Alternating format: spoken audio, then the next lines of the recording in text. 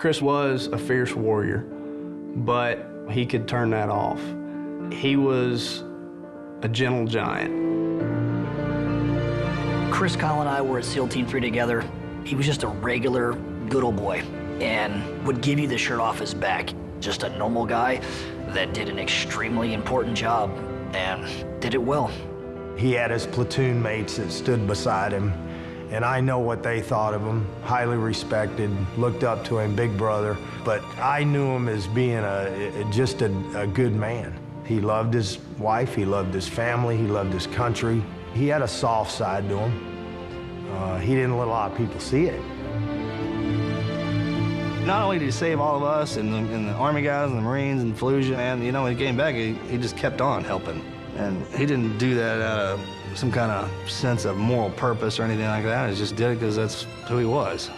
You know, Chris wasn't perfect. He was no saint, but he struggled well. And I've just measured men not by the outcome, but by the struggle. Chris was an amazing husband, and we definitely had our hard times. And I think that maybe one of the things that makes a husband great is somebody who keeps trying and doesn't give up. When you look at Chris and you talk about Chris, the words of humility and honor are always intertwined with what Chris Kyle was.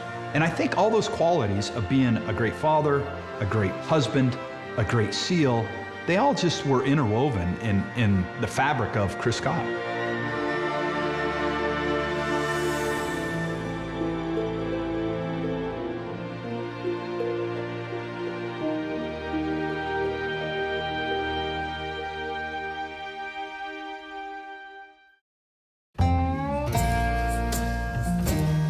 Though the world knew him as the deadliest sniper in U.S. military history, Chris Kyle was more than that. To understand the man who became known as who Chris Kyle was without knowing that he was a Texan. Chris was the quintessential Texas boy. You know, he was strong, he was young, he was patriotic. Anybody that knows who Chris was knows that not only was he for the Stars and Stripes, but he was also about that Lone Star from Texas. And he made sure that everybody knew about that. Every deployment, he had a Texas Longhorns cap that, you know, he would wear completely out. He had a Texas flag that he had, carried through the wars with him. He made a big deal out of getting his kids to first touch Texas soil. Their feet, in both cases, the first thing their feet touched was Texas soil that he had had his dad fly in for him.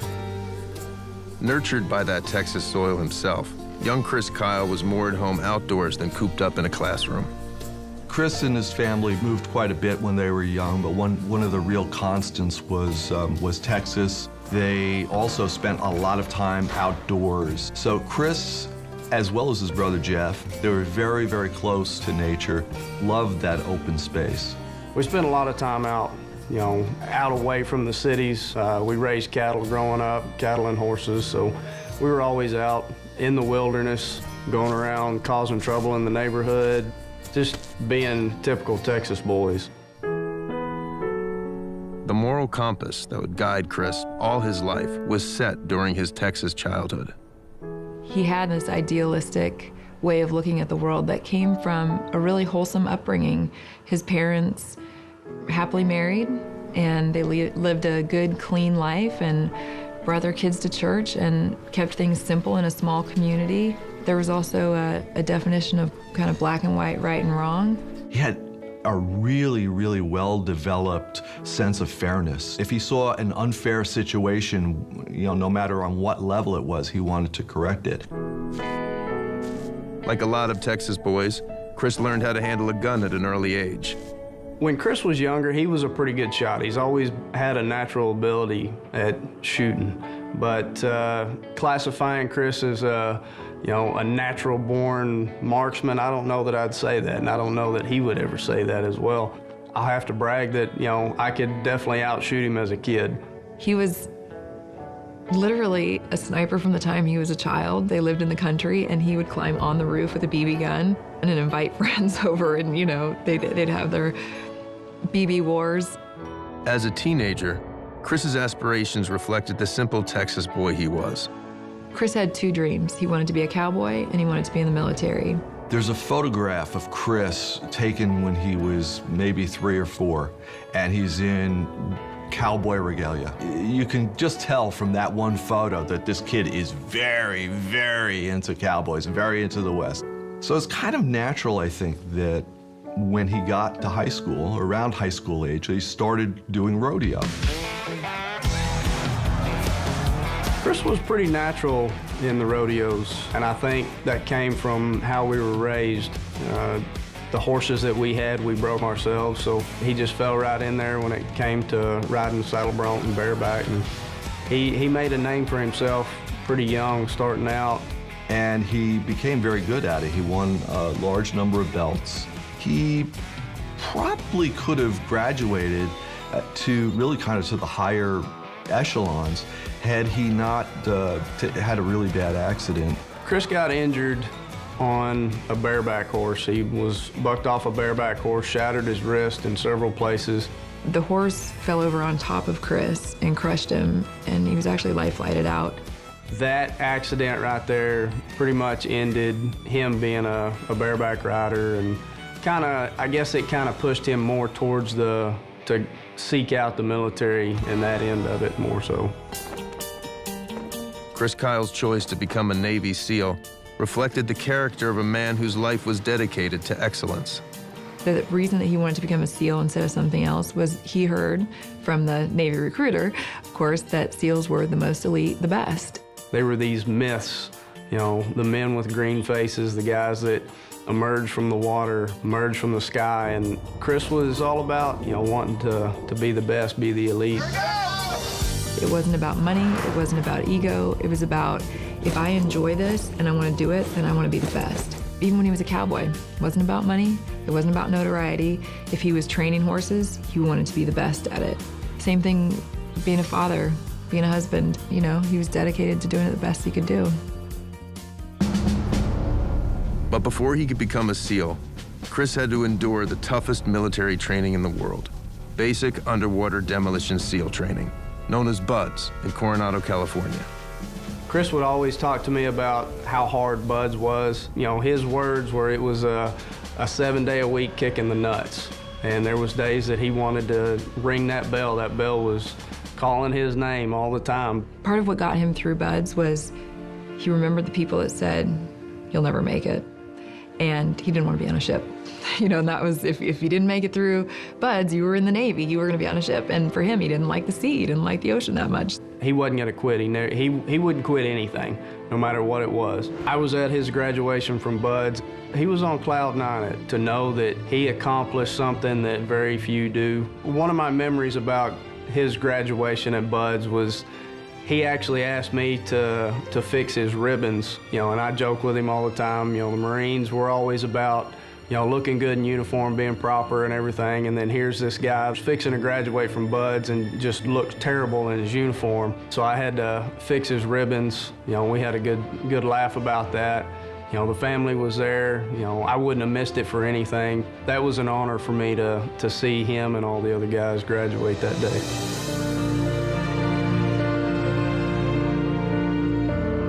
If graduating BUDS was a landmark in Chris's life, what happened a month later was even bigger.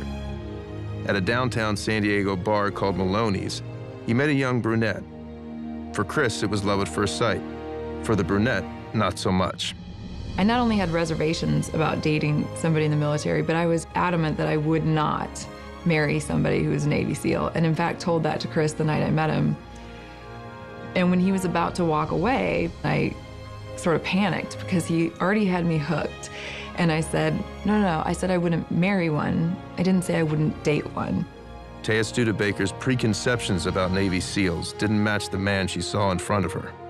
He was so idealistic and undeniably authentic. This was not the hot, young guy that I'd have fun with. This was a really deep, neat person who was intuitive and sensitive.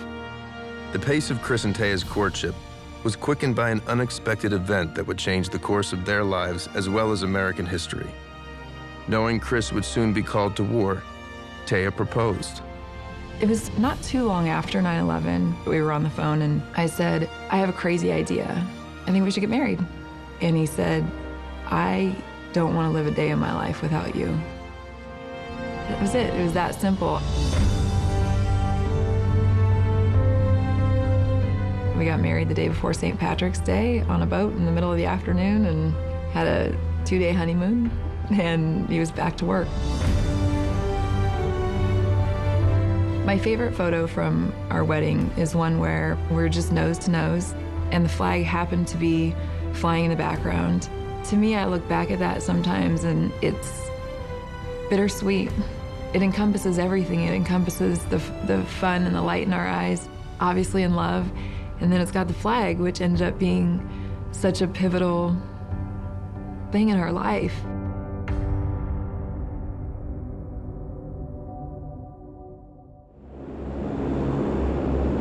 With his training complete, Chris Kyle deployed to Iraq. When I checked into SEAL Team 3, I was his master chief and his mentor. Basically, my job was to make sure that he was took care of. He was pretty new, just coming out of buds, and he was just starting to get his feet on the ground. When I first met him, he was just another guy in the SEAL team. And he got the same treatment as any other new guy in the SEAL teams, and he had to prove himself.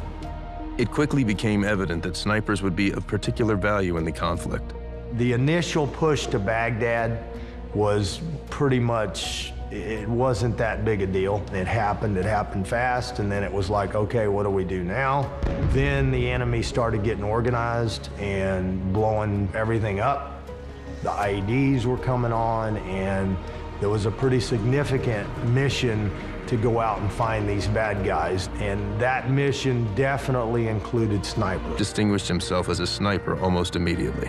In his first deployment, he already started demonstrating qualities that his leadership was going, there's something special about this guy. Chris Kyle was extremely effective with a gun. I believed in him as a sniper. I mean, we all did. We saw it in '04. Then on second deployment, he really started cutting his teeth and making a name for himself. Then we did the '06 deployment, and once again, we ended up in another major offensive in Ramadi. So once again, and Chris went to work again. In his third deployment, he was nicknamed the Legend by the boys and the Devil of Ramadi by the bad guys. And it was, you know, it was throughout the theater. It wasn't just us, it wasn't just the Marines, it was everybody. You know, there's this guy out there in Anbar province, you know, and he's just doing God's work. But Chris never embraced his mythic status, preferring to focus on the job at hand. He didn't think of himself as the legend. He hated that name. He hated people putting him up on a pedestal.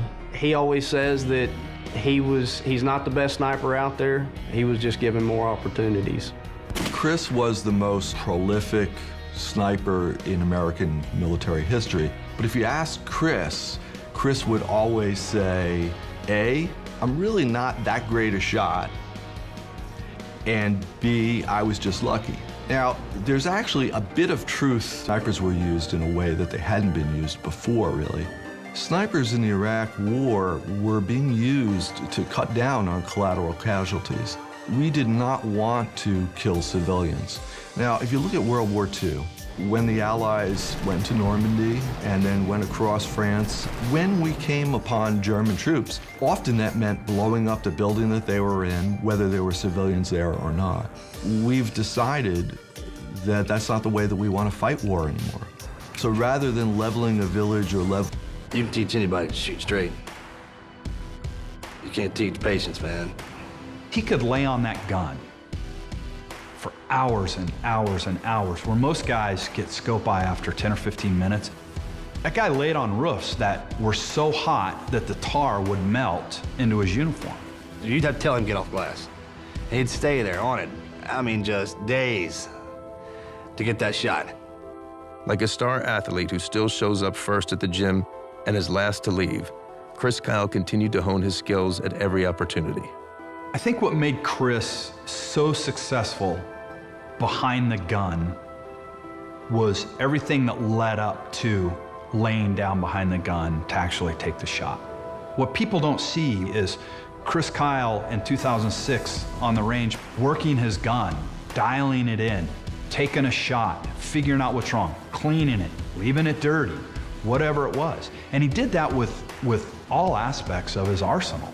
He wasn't one to just sit back and wait till game day and miss the practices. As long as he was awake, he was always doing something to make himself better. Chris also showed uncanny powers of observation and a rare talent for strategic thinking. After seeing the three-dimensional city, patrolling through the city, to make the shot into bad guy land every time.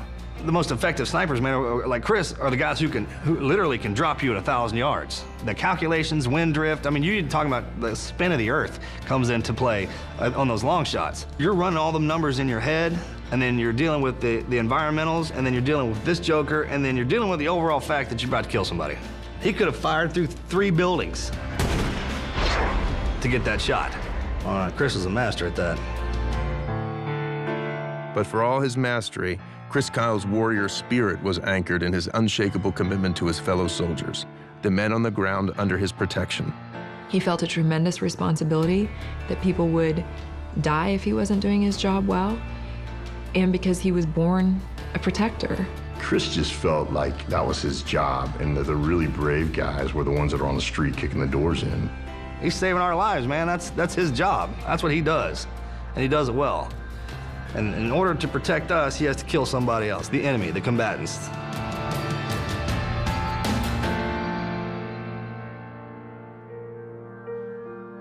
As one deployment led to another, and the family of 2 became 3, and then 4, the toll of Chris's devotion to duty began to rise. In the beginning, when they had no children, Chris could leave Taya for long periods of time. But once they had children, the deployments that Chris was going on were putting a lot more strain on Taya and on the kids, and it was starting to have an effect on the children. At the same time also, I think Taya was seeing that war was having an effect on Chris. With his next deployment imminent, Chris began videotaping his bedtime rituals with his young son. I'll read 2 more and then you can go to bed. This is so later. When I'm gone, you can look at the tape.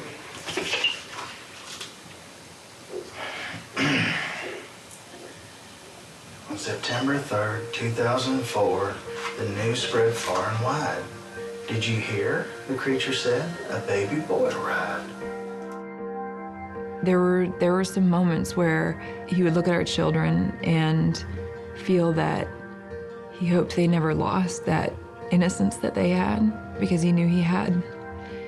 And as childlike and playful and youthful as he could be, he knew that there was a part of him that he would not be able to get back. Give me a hug.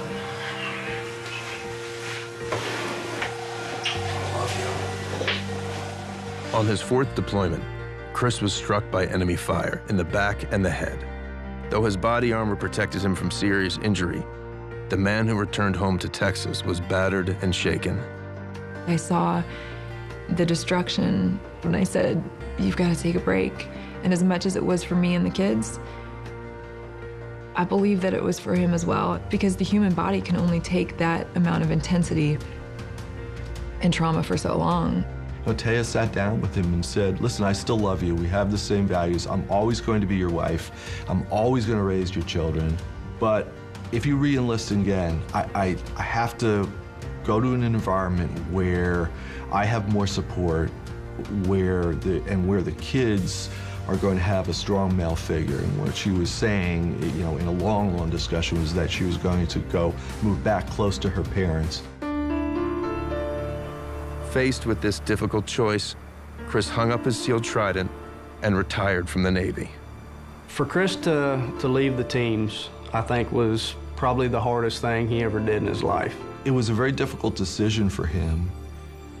And it was one that even though he made, and even though at the time he said that he was comfortable with it, he really wasn't comfortable with it.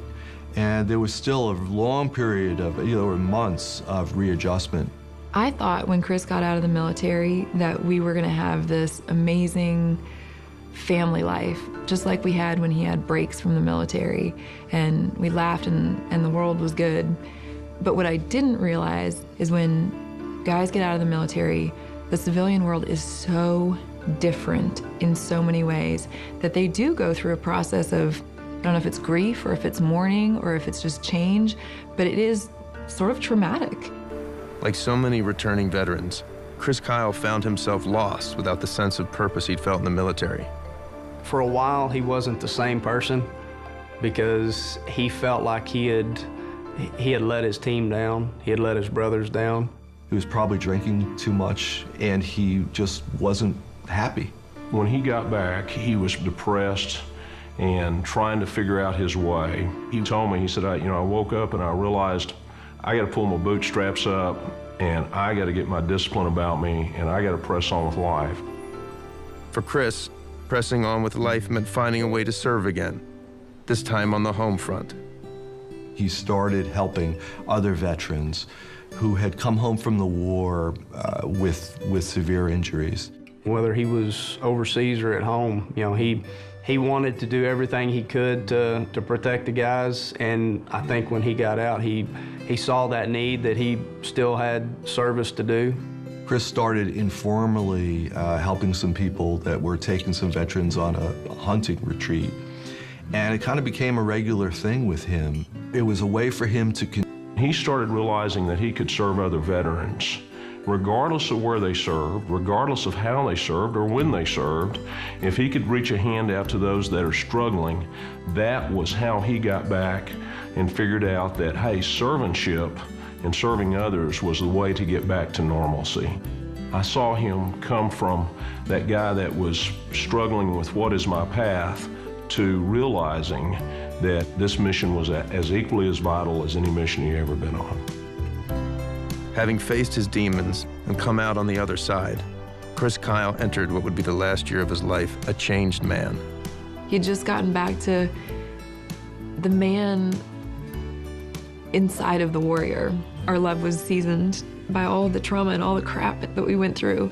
Knowing each other through death, through war, through love, through childbirth, new friends, old friends, losing friends, and we still came out totally in love. And he was really getting to a place where he was a lot calmer, and they had their family back. He was whole again. In the year leading up to his death, it was as perfect gets. Everything that we wanted to be to each other, we were. We had the family time. I had that romantic Chris back. And there weren't many days that we didn't look at each other after tucking the kids in bed. We'd just say, we're so blessed. On February 2nd, 2013, Chris was spending his Saturday, as he often did, trying to help another veteran adjust to civilian life. On a shooting range about an hour from home, that veteran took Chris's life along with that of his friend Chad Littlefield. I think about so many different things related to Chris's death, and one of them, I make no secret about my faith, and I believe that God does bring beauty through ashes, and I believe that the person who killed Chris and his friend Chad has the same promise the rest of us do, that we have free will. He just chose to do evil, but that God will turn something beautiful out of it. Chris Kyle's death touched. That's why every day that I have that I shouldn't, my service to my friends' widows and kids is my way of not leaving them behind. Through his book and the film American Sniper, Chris Kyle's legacy includes illuminating for millions an aspect of military life they might have never known. One of the kind of lasting things that Chris has brought has been a knowledge of not just of what a warrior goes through on the battlefield, but what the families go through. And we had couples from the Vietnam era and probably couples in the future who will look back and see that there's a timeless aspect to a warrior and the people who love them. And while I had teammates of Chris's tell me, Taya, I've had that exact conversation with my wife, but I never understood it until I watched the movie. And dialogue started opening up and healing started happening. To me, I think that's a perfect tribute to Chris because his life and even his death was about serving other people. The horrible tragedy of losing Chris has turned out to good because it's impacted so many people, to inspire young people to be patriotic, to inspire older people that there's hope in the next generation that's behind them. He has done all that, and he's done that, unfortunately, in death. Of all the stories and the things that I've heard, I feel like God did something really amazing with Chris's life and death. And because I have my faith, I also believe that I'll see him again someday. This is just my story. This is just my children's story. And I'm grateful that it's helped so many people, and I'm grateful that I do see the beauty. I see it through other people all the time. And I feel like Chris set up a really good example of how to live and serve, and all I have to do is live up to it.